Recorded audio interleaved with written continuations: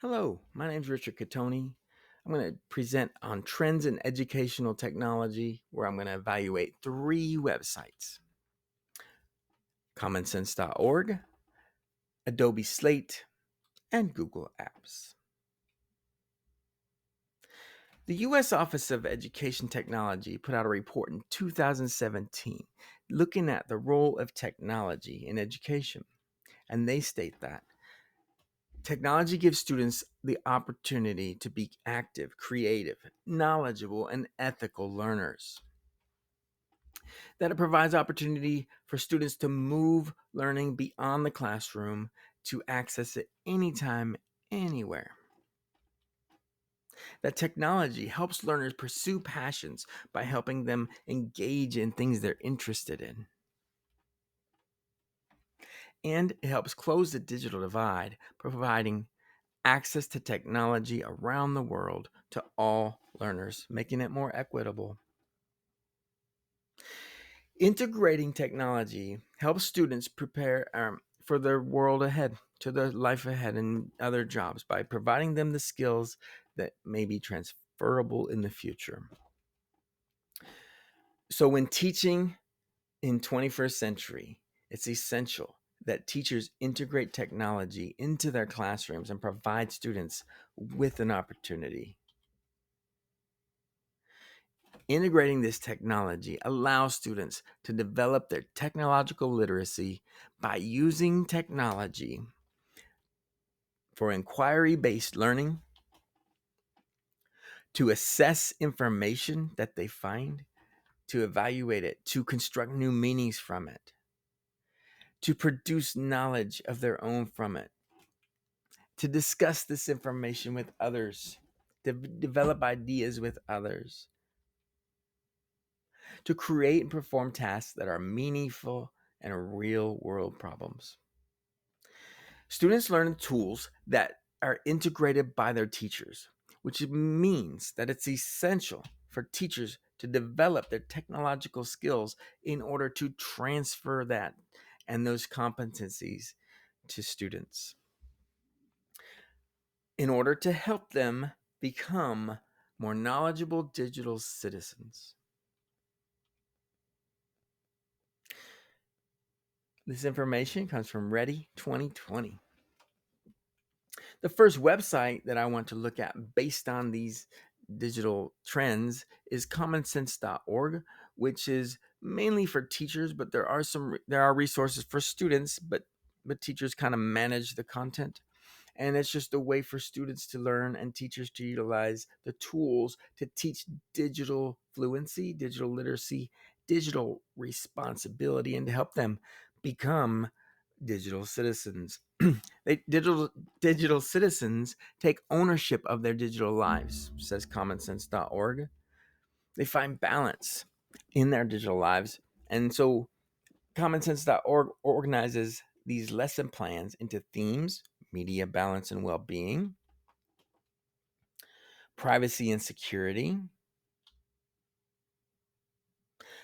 digital footprint and identity, so that we are aware of the things that we post and the messages we send and what we appear as online, and that relationships and communications, that we know the power of our words and actions and we're careful about that, and that we're paying attention to the dangers and the negativity that's online. And so we are kind and courageous users of technology, and that we're careful about the information that we believe.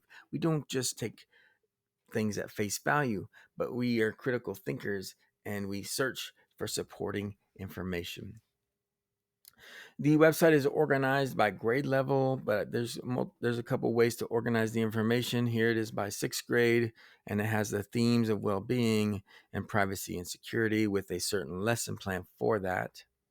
Seventh grade is organized with the same theme, but a different lesson for that content. And eighth grade, the same. So for me, teaching sixth, seventh, and eighth grade, that's very helpful in organizing the information by grade level. And then you can also access the information by theme. So commonsense.org helps students become better digital citizens, and it is a great resource for teachers. The next, we're going to look at Adobe Slate digital storytelling application.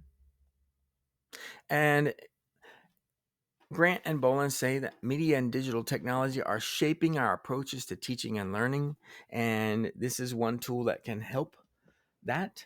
And it allows educators to connect to diverse stories around the globe while expanding the educational reach.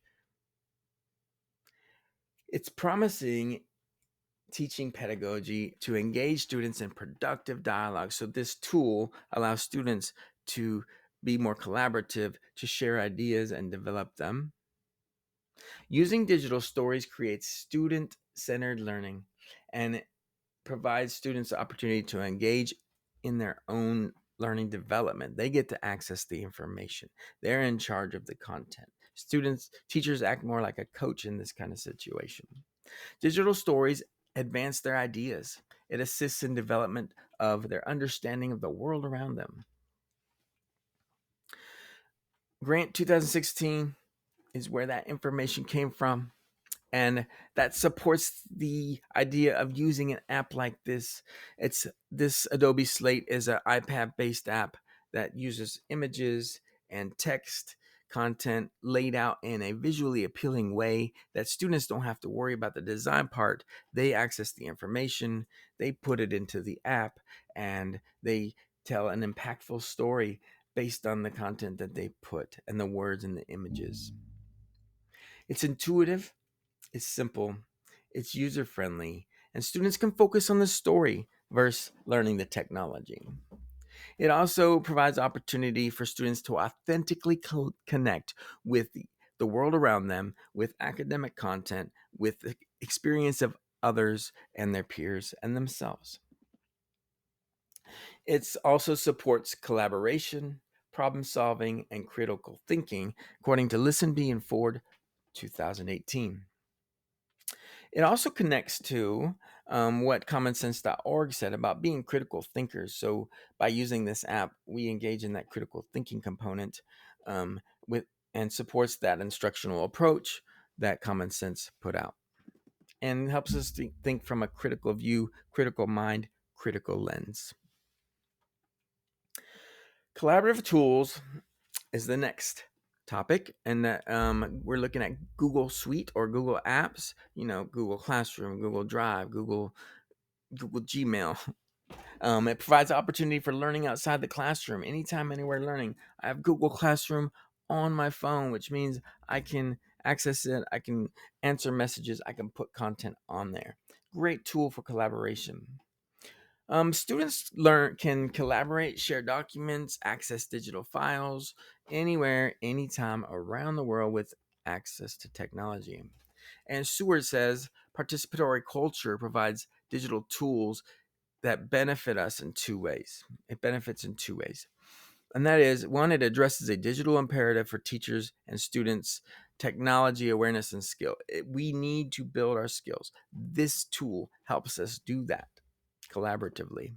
It also increases students' expertise in digital literacy. They become better at utilizing technology the more they use it. And it changes that dynamic between the teacher and learner into a more collaborative engagement.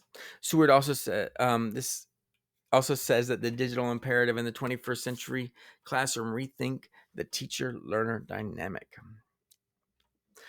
Digital literacy will be the key to student success in a digital world.